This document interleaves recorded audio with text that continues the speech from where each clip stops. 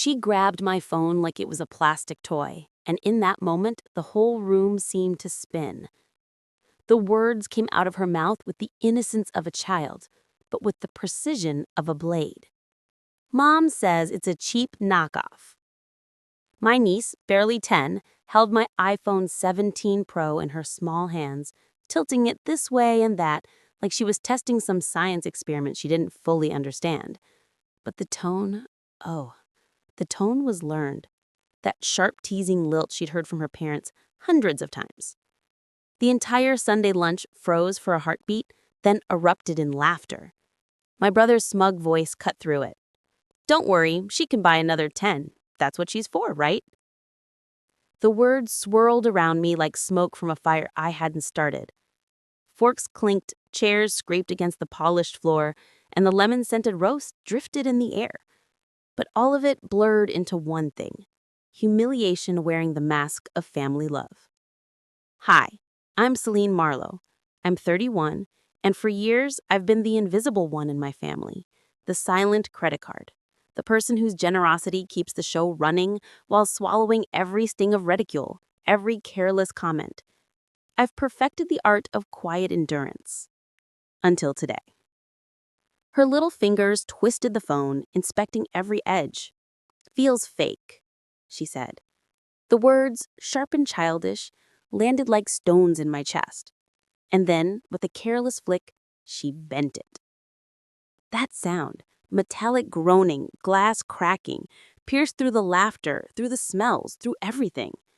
I froze for a fraction of a second. Then, I picked up the shattered pieces. Two jagged halves reflected the chandelier above like fractured mirrors. I didn't tremble, not a finger. Calm, steady. They never noticed. "Enjoy your lunch," I said quietly, sliding the broken phone into my bag like it was a body being carried from the scene. No one flinched.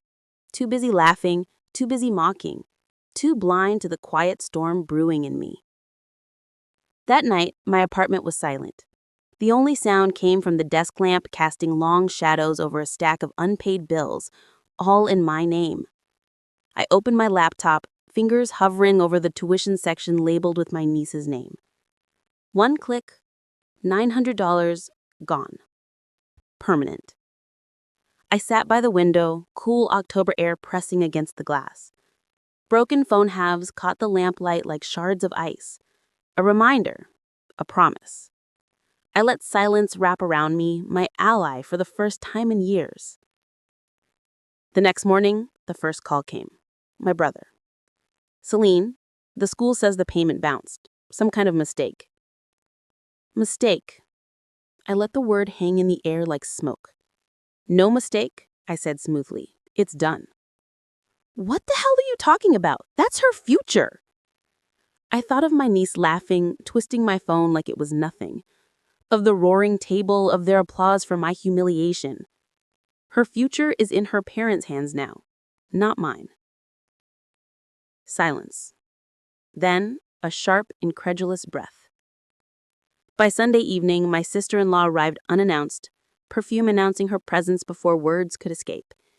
"You're sick. You're ruining her life over a phone." I stood at the doorway, calm, arms crossed. "I'm not ruining anything. I'm just showing her what you've all taught her. Actions have consequences." Her laugh was brittle. "We'll find another way. You think we need you?" Her words should have hurt, but I noticed the flicker in her eyes, the hesitation, the fear beneath the bravado. For years, I'd quietly bankrolled their world. Private school, designer clothes, vacations they flaunted at family dinners. My generosity had been their safety net. And that net had snapped. "You've mistaken me for your safety net. That net just snapped." She stormed out, door slamming behind her like a judge's gavel. And in the stillness, for the first time, I felt power. Not given, reclaimed. By Wednesday, ripples turned into waves. The official school letter arrived, tuition terminated, enrollment suspended. A family meeting was called, again under the guise of Sunday lunch. But when I entered, the atmosphere was different. Heavy. Expectant. eyes sharp as knives, followed me as I set down my Paris bag. My brother started, voice tight, "Selene, do you understand what you've done? She'll lose her spot permanently." I met his glare with silence. Silence is heavier than shouts. My sister-in-law leaned forward, voice sweet but venomous. "You're sick. You humiliated us in front of the school board. Do you want her treated like trash now?" I almost laughed. "Funny," I said, tone low, steady. "You didn't mind when she treated me like trash at this very table." The room stiffened. They weren't ready for this version of me. My mother, ever the peacekeeper, tried. "Selene, sweetie, she's just a child. Be the bigger person." I lifted my gaze. No. One word cutting through the room like glass. My niece muttered, arms crossed, "It's just school. Mom says we'll find another." Entitlement dripping from her voice, the casual dismissal lit a cold fire inside me. Even now, she hadn't learned. Even now, she didn't understand the weight of consequences. I stood, leaving the room before dessert. The silence that followed echoed, heavier than any scream could. 3 days later, the letter arrived. This time, final. Effective immediately. Enrollment terminated. I didn't need to witness the fallout. I imagined my sister-in-law crumbling, my brother slamming a fist against the counter. Reality had arrived faster than they could contain it. By Sunday, the house was quieter than ever. No laughter, no mocking, only a strange tension hovering over takeout containers. My niece curled in a corner, eyes hollow, pride stripped away. And I realized something. For the first time in decades, I didn't feel like their ATM. I felt sharp, steady, unbreakable. The quiet night wrapped around me like armor, and I knew the story had only just begun. Actions have weight. Consequences arrive, whether we like it or not. Before we continue, make sure to subscribe. The following Monday arrived like a storm cloud over my niece's formally curated world. Public school, plain uniforms, shoes stitched, not branded. No glossy logos, no chauffeurs, no luxury. Everything she had taken for granted evaporated overnight. Her protest was immediate. "I won't go. Everyone will laugh. Mom, fix this." Tears ran freely, but not for the reasons most would assume. Not for education, but for status. The pedestal she'd been handed had vanished, and with it, the illusion of control. I watched from afar, silently, knowing that sometimes the hardest lessons are the ones we don't deliver with words. Children sense weakness, like wolves sniffing fear. And make no mistake, she was about to learn gravity. By lunchtime, messages began flooding her phone from former classmates. "What happened? Did your family go broke?" Their words stung, cutting through her arrogance like winter wind through thin fabric. And though I wasn't there to see it, I could imagine the slump of her shoulders, the cracks forming in her confidence, and the collapse of entitlement she had always assumed was hers by birthright. At home, my brother's composure had shattered, his jaw locked tight, eyes scanning the room for control he no longer possessed. His wife's carefully curated confidence crumbled into a trembling vulnerability. Desperation replaced their usual armor of pride. "You've made your point," she finally said, voice thin as paper.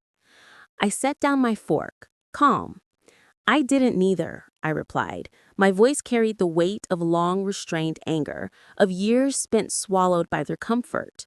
The words landed like stones in still water. 4 years. That's how long they had fed off my silence.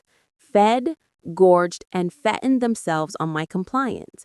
But silence had become a blade, and now I wielded it. Later that night, I imagined my niece lying in bed, whispers of classmates echoing in her ears.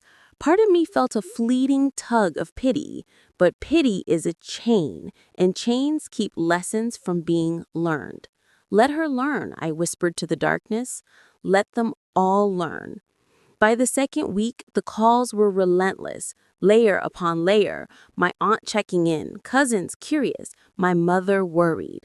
Every conversation carried the same hidden script: guilt, guilt, guilt. Selene, my aunt sighed over the phone, families fight, but you can't make a child pay the price. I spoke softly, but with steel beneath the words. And that's the problem. Everything was handed, nothing was earned. Then came the ambush. Tea at my mother's house. Invited. A trap. But when I stepped inside, the room was already set. My brother, sister-in-law, and yes, my niece, perched on the couch. Eyes swollen from crying, voices rehearsed with the sharpness of desperation. "This has to stop," my brother snapped. "We are family, Selene. We need you." I paused, studying the faces that had treated me as invisible, disposable, a wallet disguised as kin. Need me or need my money? His wife leaned forward, voice trembling. Practice innocence dripping from every syllable. "We're sorry. She's sorry, right, honey?" My niece muttered, "Sorry." But the word was hollow, a balloon without air. I could feel it, and I knew she felt it too. "You don't get it," I said quietly. "Apologies mean nothing if entitlement still runs deep. This isn't about a phone anymore. It's about respect. And you've shown me how little of it you carry." My mother's voice cracked. "Selene, please don't let pride destroy us." I bent down to my niece, kissed her forehead, whispered softly, "You raised me to sacrifice, not to be sacrificed." Then I stood tall, addressing the rest of the room. "You taught her that actions have no weight. Now she's learning gravity, the hard way." The room froze. Silence pressed up against every wall, every chair. They had expected me to fold, to swallow, to apologize, but they hadn't accounted for the years of patience that had hardened into steel. Once a chain breaks, it doesn't return to steel. It becomes dust, and I was already breathing free. By the third week, whispers spread like wildfire through their social circles. Parents at parties asked quietly, "Why isn't she enrolled anymore?" Colleagues at work glanced sideways, noting changes in lifestyle. Even carefully curated Instagram accounts went suspiciously quiet. Reputation, their currency, was bankrupt. Then came the moment I had waited for, the final reckoning. One evening, outside the grocery store, my brother waited by my car, tie loosened, face hollow, exhaustion etched into every line. "Selene," he said, voice rough, almost broken. "Please, we were wrong about everything. Just don't let her suffer like this." I studied him. The man who laughed while his daughter bent my phone in half now stood small, pleading. "You finally feel powerless," I murmured. "Good. That's what you made me feel for years." He reached into his pocket, producing a folded check, half a month's tuition, a feeble attempt at reconciliation. I looked at it, then at him. "You don't understand. This isn't about money, never was. It's about the way you made me small, disposable. And now I'm done playing small." I walked away, leaving him under the cold street light, check dangling like a useless promise. Driving home, I realized the truth. Revenge wasn't loud. It didn't require screaming or slamming doors. It was quiet, deliberate, inevitable, like winter creeping over autumn. Weeks passed. The private academy released its new admissions list. Her name absent, erased, no waiting list, no second chances. Permanently closed. I heard it first from my mother. Her voice cracked over the phone. "She cries herself to sleep. Other kids call her discount queen." It wasn't joy I felt, nor cruelty. It was balance. The scales had finally aligned. The next Sunday, the family gathered, this time without pageantry, without laughter. Cheap takeout replaced the usual roast, and my niece sat curled in a corner, pride stripped, eyes hollow. My brother and sister-in-law avoided my gaze. "You won," he said quietly. I set down my fork. It was never about winning. It was about ending the cycle. I had given too much. They had taken too much. And she She was learning that taking isn't a right. Later that night, I placed the broken halves of my phone into a box and slid it into the back of the closet, not as a wound, but as a monument. Some fractures don't need repairing, they need remembering. And as I turned off the light, I whispered to the dark, they'll never use me as their safety net again. For the first time in my life, the word family no longer meant chains. It meant choice. Choice to walk away, choice to protect myself, choice to breathe without asking permission. The house was quiet, but this time, the quiet was mine. The story ends here, but the lesson lingers. Respect is earned, entitlement has a price, and the quiet strength of one person can change everything.